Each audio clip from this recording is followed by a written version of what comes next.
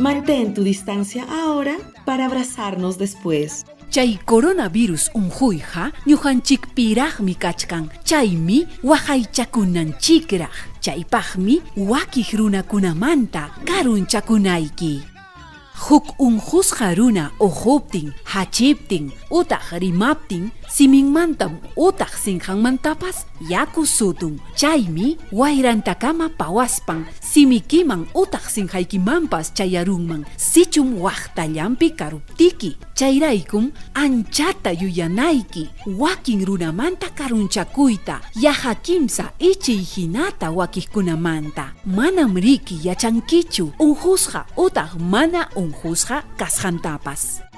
Ama wichqasqa lawkunapija kaychu, mana wayra yaykumunanpija, nitaq chay raymikunapi huñunakuykunamanpas riychu. Sichun piwan tuparuspapas, maynaña riqsisqayki kaptinpas, rimapayaykuy karullamanta, chay kimsa ichiyta hina karunchakunata kamachispa.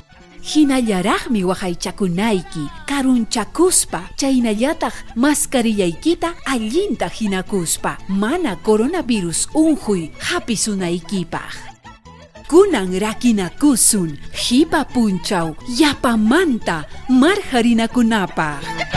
Kaytam willachikamun Asociación Servicios Educativos Rurales, Manos Unidaspa yanapakuyninwan. Kay proyecto ukunmanta puni, promover el acceso al derecho a la alimentación de las mujeres y sus familias a través de la disponibilidad de alimentos en el escenario de la pandemia del COVID-19 en 4 distritos de la provincia de Cangallo.